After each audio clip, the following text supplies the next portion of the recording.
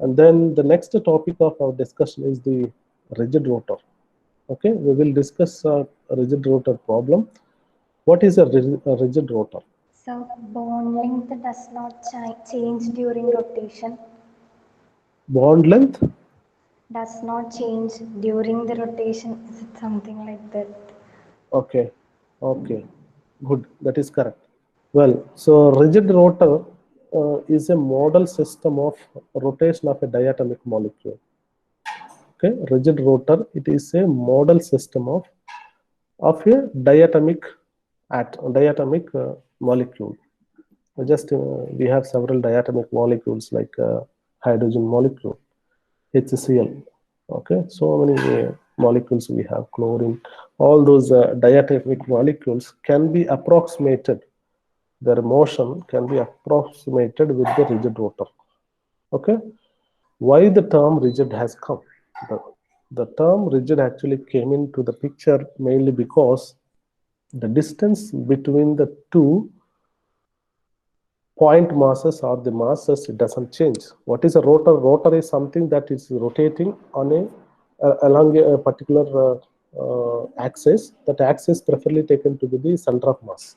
Okay, a rotor means it can be anything which actually rotates on an axis which is passing through the center of mass. You just imagine you can take you can just take like a dumbbell, right? So in the dumbbell you have one side one mass, the other side, of course, in the dumbbell what you use it for the exercise, they will have identically same weights.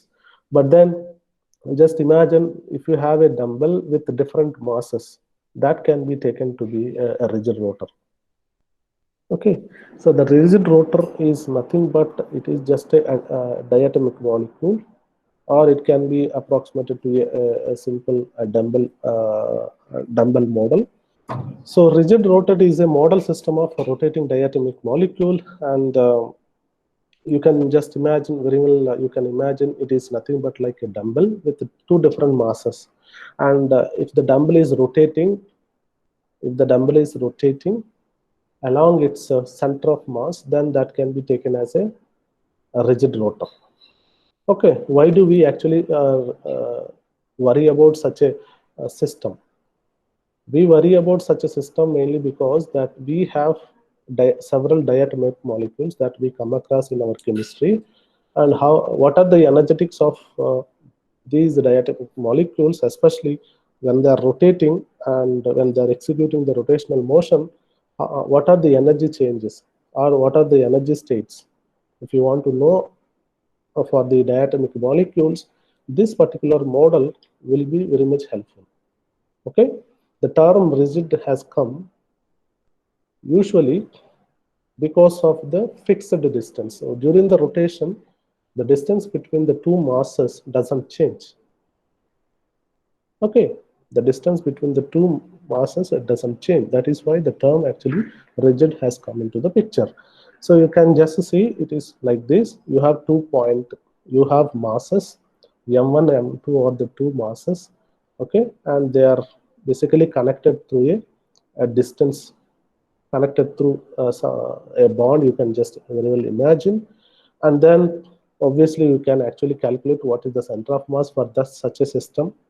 And then now what you do, you just keep one axis at the center of mass. Now basically you rotate around the center of mass, this system, and such a system what we call it as a rotor. Okay, such a system what we call it as a rotor. It is very much true that when a system is rotating and if the bond is flexible, usually during the rotation, basically the distance actually changes.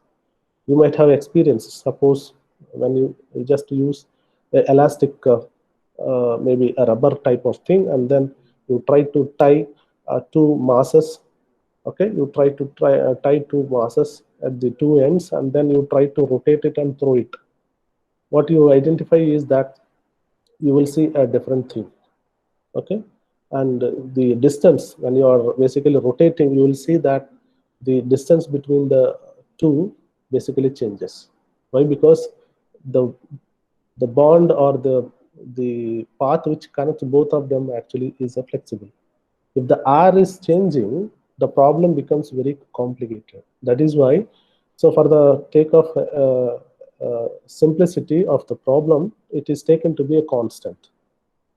Okay, rigid rotor is nothing but a rotor which actually rotates on a fixed axis, that is nothing but the center of mass. Okay, and during the rotation, if the R is not changing, such a rotor, what we call it as a rigid rotor. So why do we discuss all these rigid rotor? Why? Because in the next semester you will come across a spectroscopy, molecular spectroscopy course where you will be studying about the rotational motion or rotational spectroscopy. That is where this particular thing actually very much useful. Okay, now rigid rotor problem, we'll try to uh, treat this problem. We'll try to understand what are the wave function of the system and what are the uh, energies or energetics of the system. We will try to understand, because this is somewhat very much connected to the hydrogen problem, hydrogen atom problem, which we have seen. So therefore we will discuss now itself. Okay, now we defined our system rigid rotor in this fashion as shown in the diagram. Okay, so m1 m2 are the masses, and the distance between these two are basically r, and then the distance between the m1 mass and the center of mass is taken to be r1, and the distance between the other mass, okay, other mass m2 and the center of mass is taken to be r2. Okay, basically it is rotating, and we are also assuming the distance is not changing, it is fixed during the rotation. The distance between these two masses is not changing. Okay, now we will also assume that there is no any external force, simply it is rotating, right? Because if there is a external force, that force has to be incorporated into the problem, then that invites a little more complicated problem, difficult to discuss. So for the sake of again simplicity, we will also assume that there is no external force on the system. That means it is not interacting or you are not applying any energy to it. Therefore, it is said to be a freely moving rigid rotor. So we are going to discuss a freely moving rigid rotor. Okay, so that is the one, and we'll try to see, we'll try to find its, we'll try to solve this problem by quantum mechanical treatment, for which we'll start with our Hamiltonian. So what is the Hamiltonian of the system? Well, the Hamiltonian is nothing but the kinetic energy plus potential energy. And as you know that I already mentioned that the potential energy is it is a freely moving rigid rotor. For a freely moving rigid rotor, the potential energy taken to be zero. Therefore, the Hamiltonian will have only the kinetic energy part. Okay. Now the next one, of course, when you have a rotating body, its kinetic energy is given by I omega square. What is omega? Omega is the angular velocity, and I is the moment of inertia. Moment of inertia is nothing but mu r square. What is mu? m1 m2 by m1 plus m2, right? And from the kinetic energy, and you can have the relation like this: L is equal to I omega, which will gives you where L is the angular momentum. So the angular momentum L is equal to I omega. What is omega? Omega is the angular velocity. Okay, like linear velocity v, omega is the angular velocity. So and then I is the moment of inertia. Then the kinetic energy, we can draw a simple relation between the angular momentum and the kinetic energy. Okay, from these relations, kinetic energy is nothing but L square by 2I. Kinetic energy is nothing but L square by 2I. Why? Because here kinetic energy is given by I omega square. So I omega you can just multiply and divide with the I. Then it is basically uh, I square omega square by 2I. I square omega square by 2I. Then I just made a mistake here. So the mistake is this.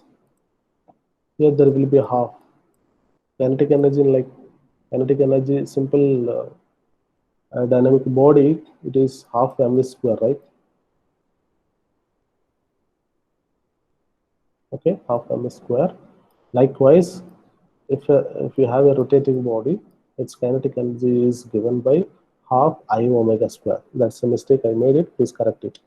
Now, so from this relation, one can actually draw a relation between angular momentum and kinetic energy. That is nothing but L square by 2I. Now, the next step is that what is our Hamiltonian? Okay, the Hamiltonian is nothing but only the kinetic energy, right? So the potential energy is not there for the rigid rotor. So therefore, we will only take the kinetic energy part, that is nothing but minus h cross square by 2 mu. Why mu? Because we have two masses and they are rotating, and since they are in a motion, then we should take the reduced mass, and then which is multiplied by minus h cross square by 2 mu multiplied by Laplacian operator, that is dou square upon dou x square plus dou square upon dou y square plus dou square upon dou z square.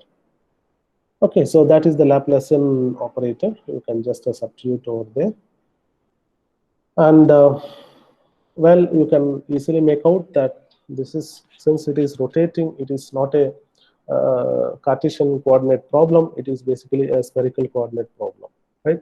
So therefore, the Laplacian operator one can write down in a spherical coordinator. Okay, I mean spherical coordinates, that is r theta phi, you can write down. Okay, why we are writing it? This is also, it is rotating. If it is not rotating, then the Laplacian operator maybe which applicable for the 3D space, you can use it. But here the problem is the two masses, the rigid rotor is rotating. Okay, that means it is a spherical problem. Okay, it is rotating in three-dimensional space with respect to the center of mass. Therefore, one should use for spherical coordinates, a spherically rotating problem. We should use the spherical polar coordinates rather than the Cartesian coordinates. So what you can do, the Laplacian operator can be simply converted into the polar coordinates, and then the del operator you can write down. Okay, the del operator you can write down. Again, there are a few more connections here, that del square, and here just x. I think I have just copied from the previous hydrogen atom. So therefore, all these notations are carried, but you can anyway make out how these things are. So you have the Hamiltonian, which is nothing but minus h cross square by 2 mu multiplied by del square, which is equal to minus h cross square by 2 mu multiplied by del square is nothing but dou square upon dou x square plus dou square upon dou y square plus dou square upon dou z square. And this del operator in terms of polar coordinator you can write down, that is nothing but this entire quantity. Now what I do is that from this I will try to take out a common factor of 1 over r square. Okay, you have two terms, theta term and then phi term. So from these two terms, I have 1 over r square as a common thing, that I can take it out as a common factor outside. So that is what I have done here. So 1 over r square multiplied by 1 over sine theta dou upon dou theta sine theta dou upon dou theta plus 1 over sine square theta dou square upon dou phi square. Okay, when you take 1 over r square common, that you will get it. Again, you can see here there is 1 over r square and there is a 1 over r square. So that can be taken even outside. Now before that, what I can say is that here you can see r, the first term. Here I can notice that there are three terms, that is the r and theta and phi, right?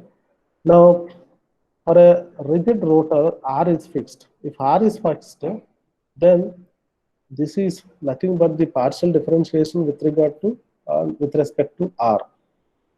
Okay, and the differentiation of a constant r is not changing. If r is changing, then it makes sense. But then if it is not changing, then the partial differentiation of any constant, then it becomes 0. Therefore, the first term in the Hamiltonian operator, it can be neglected. Okay, there are two things that you can do. One is the first term can be neglected because R is constant for a rigid rotor. And second thing is that 1 over R square is actually a common thing that you can write outside. So that is what I have done here. Okay.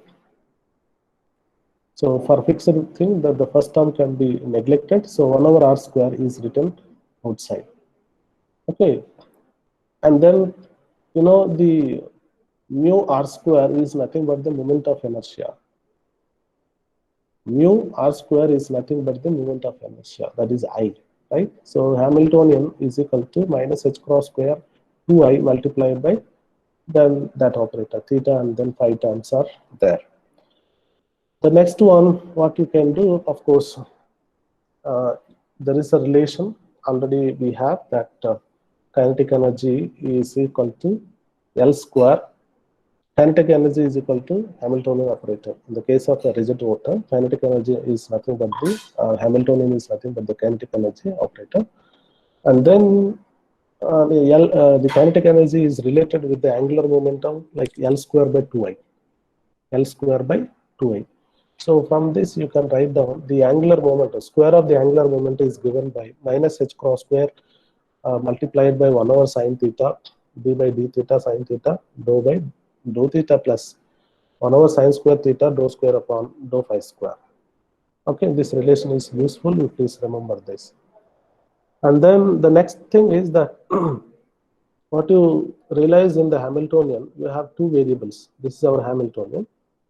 Okay, so you have two variables, therefore the two variables, the wave function is going to be a function of two variables, right? So next thing is that we have to solve this. Okay, so that is our Hamiltonian. Having known the Hamiltonian of a system, then the next thing is that we have to solve either Schrodinger time-dependent wave equation or the time-independent Schrodinger wave equation according to the potential energy, right? The potential energy here, it is not at all applicable here. Therefore, we can solve the time-independent Schrodinger wave equation for its solutions, right? So the HSI is equal to E psi. But you realize that the Hamiltonian only depends upon the two variables, that is theta and phi.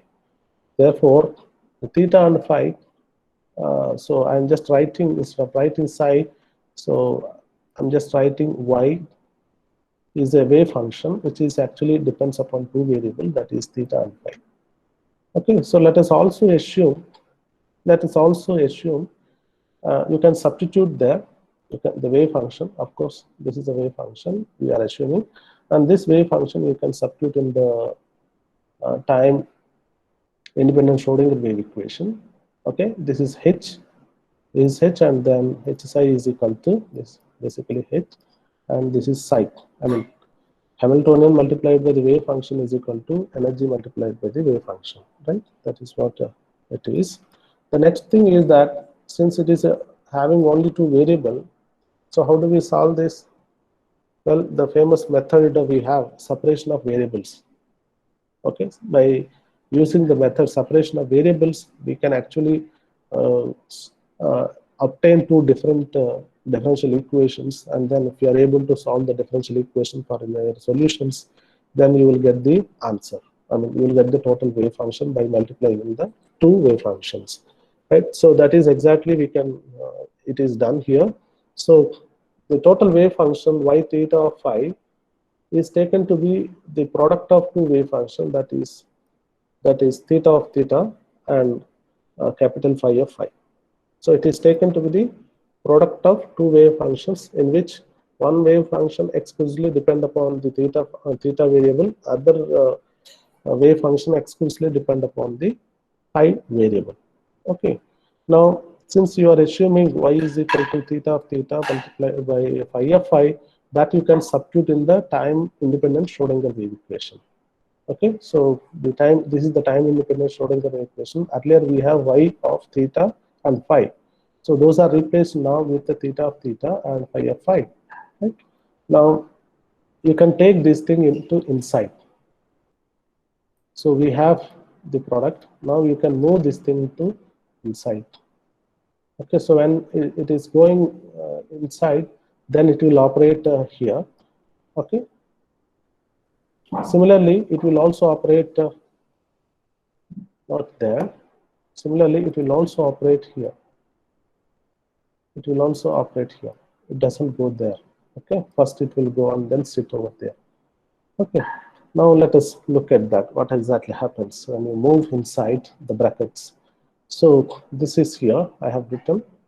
Okay, and you realize that this is a partial differentiation with regard to theta. Therefore, this particular capital phi of phi is a constant, right? This is said to be constant with regard, why? Because that you have only partial differentiation here, only with regard to theta. Therefore, this is treated as a constant. You can actually move outside the partial differentiation. Similarly, here, the theta of theta, you can actually move the other side. Why? Because here the partial differentiation is there. You have to do a partial differentiation of this only, not this, because this is the theta of theta function. Okay. Now, when you do that step, then here in the first term you will have a capital phi of phi. In the second term you have a capital theta of theta. That's only a small variation that you can encounter. Then the next thing is that you can just multiply, okay, multiply with capital theta of theta, capital phi of phi. Okay, when you multiply it, already you have capital phi of, sorry, it's not multiplication. So you have to divide the total wave function with capital theta of theta and capital phi of phi. Okay, so when you divide, already you have capital phi of phi is there in the numerator. So since you are dividing with the same quantity multiplied with the other function, so the other function actually will be there.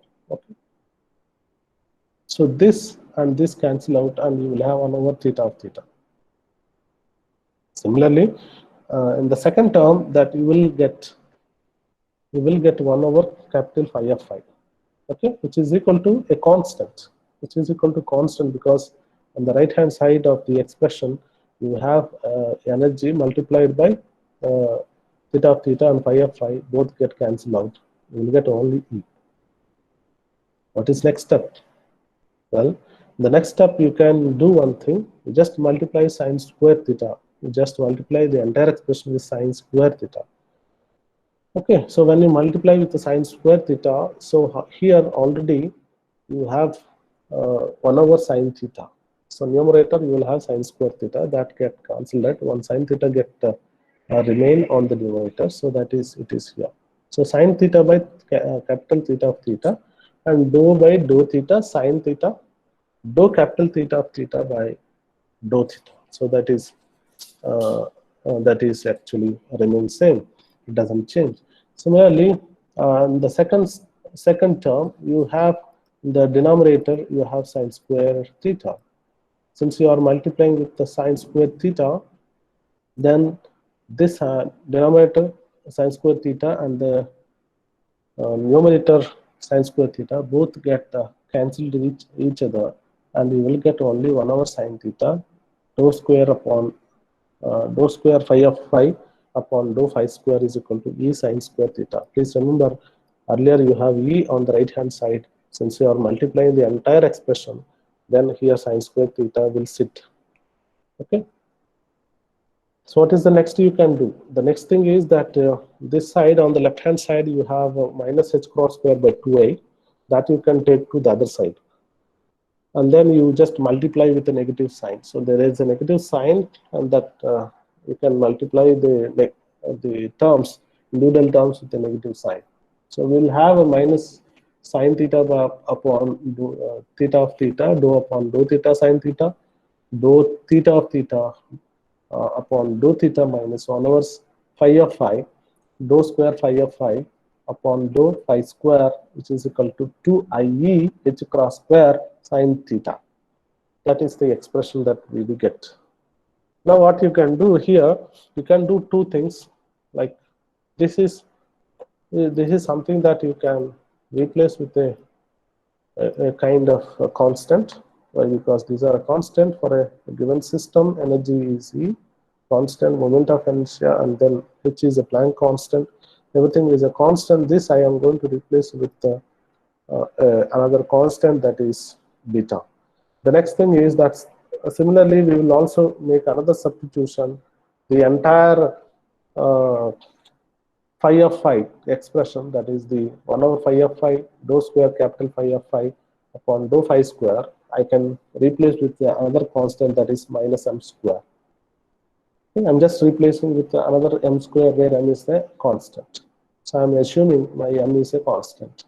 Okay, now these two changes if you do to the expression, then you will get this. Okay, you will get this, and then you can just slightly vary. You can basically slightly rearrange the expression, and you will get this expression. Okay, sine square theta upon capital theta of theta d by d theta of sine theta d theta of theta by d theta plus beta sine square theta is equal to m square. See why I'm doing all these things. I told you that we have a differential equation which is having two variables. Now we made a substitution that our total function, we thought like it is a product of two wave function, which is in which one function actually exclusively depend upon one variable, other function exclusively depend upon the other variable. Why we made it? Just to make a simplification so that we can get easily the solutions. So during this process, we have obtained two different expressions. If you are able to solve these differential expressions, then you will get what is capital theta of theta. Similarly, what is capital phi of phi. So once you have these things, the product will give you uh, the y theta of sine y theta and then phi function, right? That is the total function that we envisaged for a rigid body system. Okay. Now these two expressions, if you can solve, then your job is done. So how do you solve it? Well, I will not solve it, because you just go back and see this is something that we already obtained. Okay, you just go back and revise your notes and look at this expression is something. Of course, it is not in the same manner, but in a slightly different manner. So when we are trying to solve the hydrogen atom problem, initially after the after after the substitution, psi of r theta phi is taken to be r of r theta of theta and then phi of phi. So we have taken the total wave function as the product of three functions in which each function depends exclusively on the one variable. Okay, and after that what we did was that we did the separation of variables. So in the process we got three different expressions.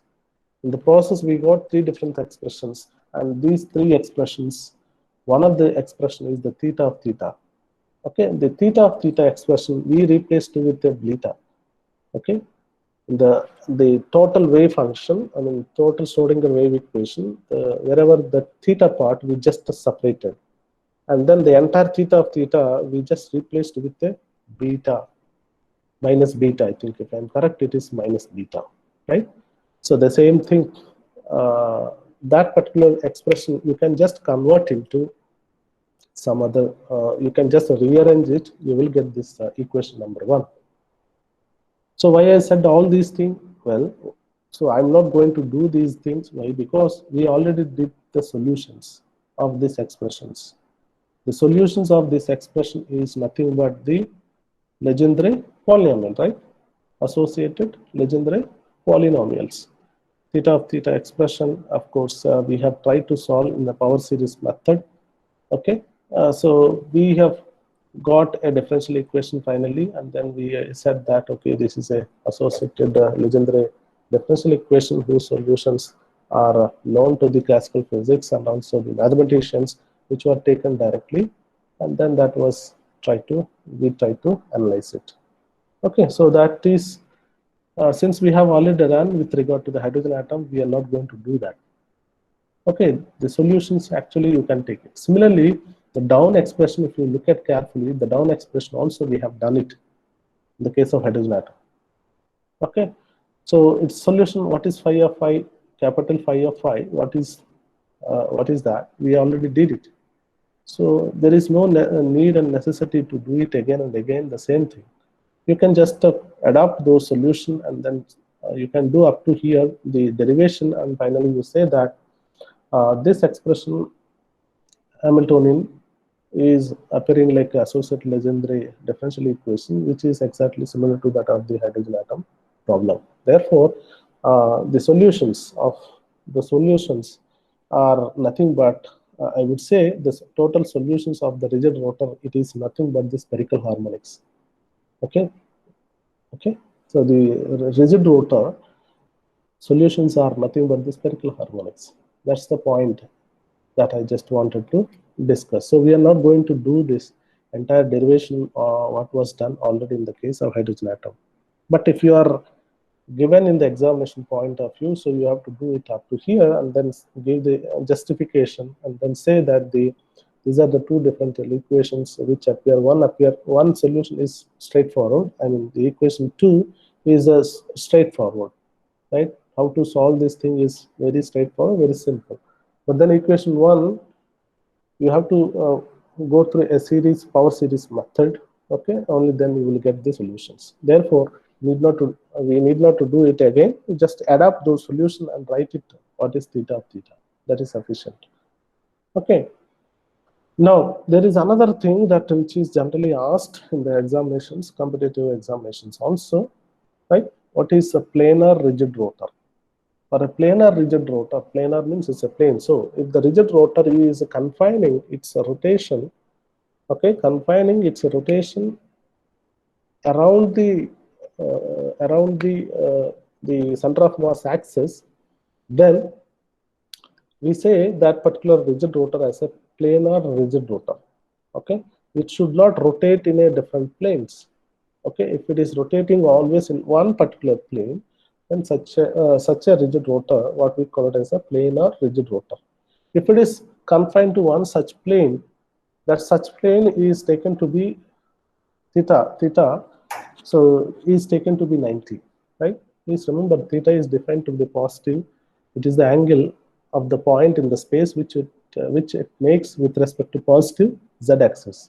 So the theta, if the system is confined, it's a here the system is the rigid rotor. If the rigid rotor confined its motion to a particular plane, then theta becomes 90, and that means the sine theta becomes 90. If sine theta becomes 90, then the entire term, okay, there are two terms in this equation number 1. So this particular term can be neglected, right? And this also can be neglected. And essentially, you will have only the solutions of phi of phi. Essentially, you will have the only solutions of phi of phi, so nothing else. Okay, so in the examination point of view, people will ask what are the solutions, or maybe derive the solutions of a rigid rotor. Or some people may ask you a question like, okay, write the Hamilton of a rigid rotor. Write the Hamilton of a rigid rotor and try to solve it. And that can be one question. Another question can be write the Hamilton for a planar rigid rotor, write the Hamiltonian and obtain the solutions. So how do you do that? So according to the question that you have to give the answer.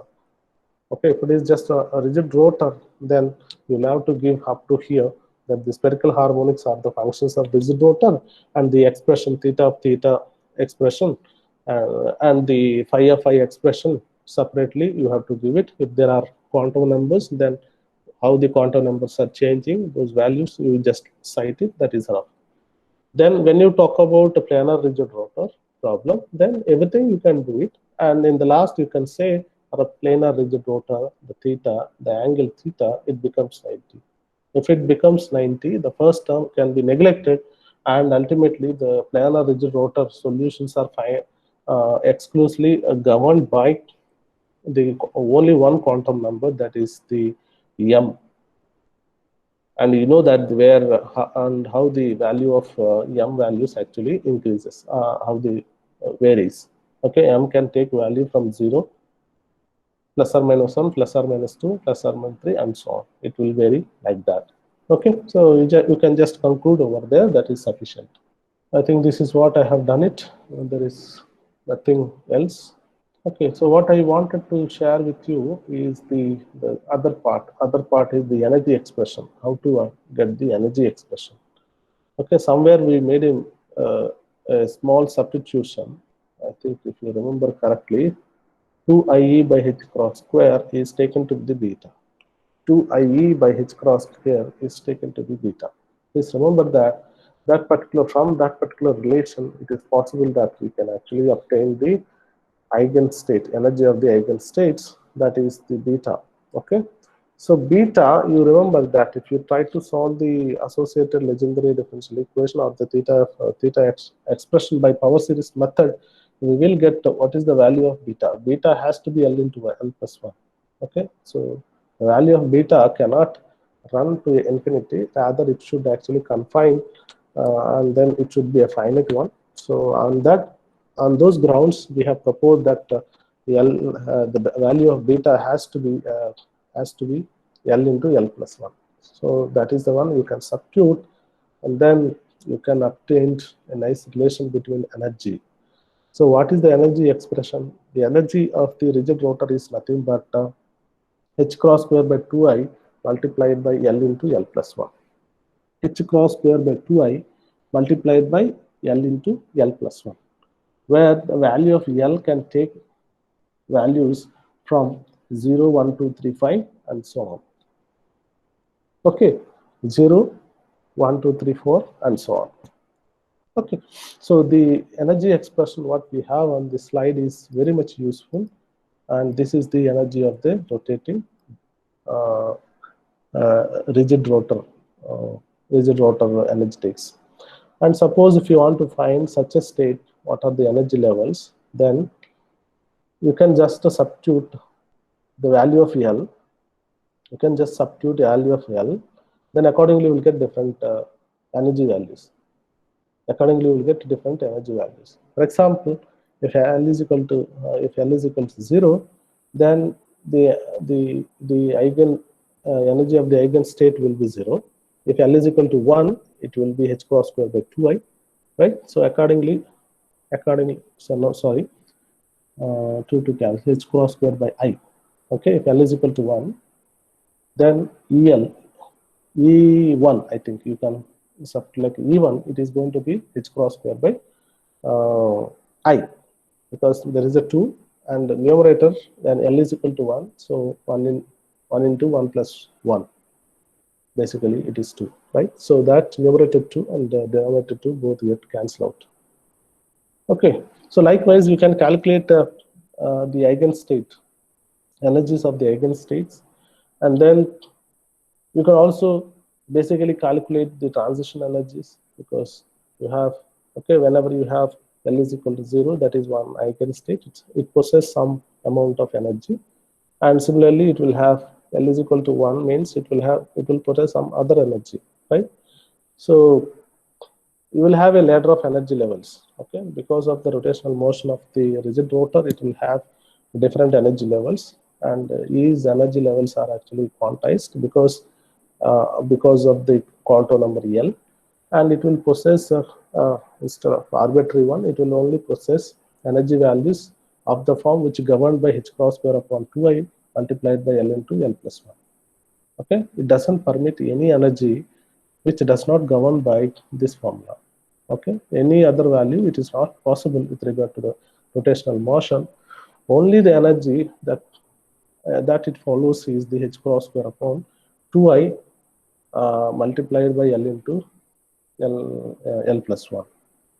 Okay, so the continuation of this particular rigid body will be discussed as a part of molecular spectroscopy, where when the teacher is going to take up the rotational spectroscopy, then they will discuss from here onwards.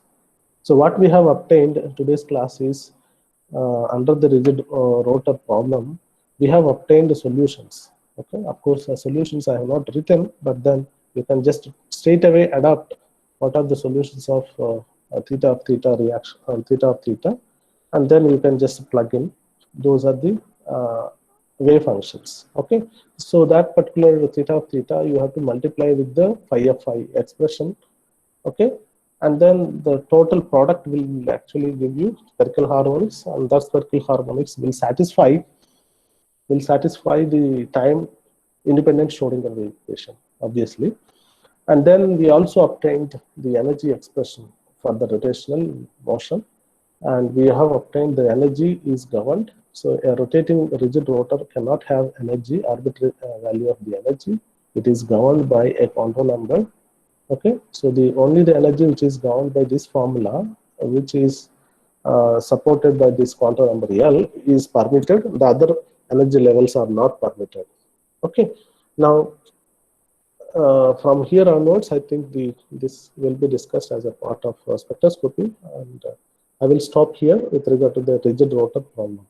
Okay, but before that, let me also tell you very important aspect. Rigid rotor, as I said, it is a model system, and it is not true that the true bonds, a true bond, just imagine that you have a hydrogen chloride molecule, it is a diatomic molecule, and actually when it is rotating, its distance, the overall distance between these two masses, hydrogen and then chloride, actually changes. In other words, it is said to be the rotational motion of real molecules.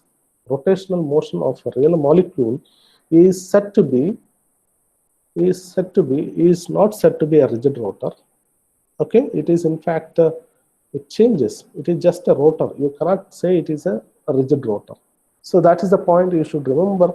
That will actually, as a part of spectroscopy, I think either myself or some other teacher would be discussing this. Okay, the point I just wanted to remember you at this point of time is that, okay, fixed.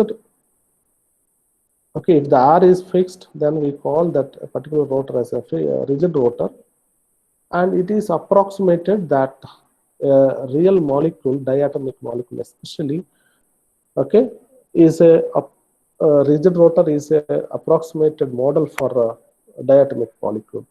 But in fact, in reality, in principle, the bond distance, the overall bond distance between the two atoms actually changes during the rotational motion. Okay, therefore, so rigid rotor is not actually a real depiction of the real bonds, right? How they behave. Of course, they are approximated. Therefore, the solutions are, to some extent, they are correct. Whether it is a wave function or whether it is a energy, these are actually can be taken to some extent taken to be correct, but they're not ultimately correct. Okay, so of course there are a lot of other terms were introduced in the Hamiltonian.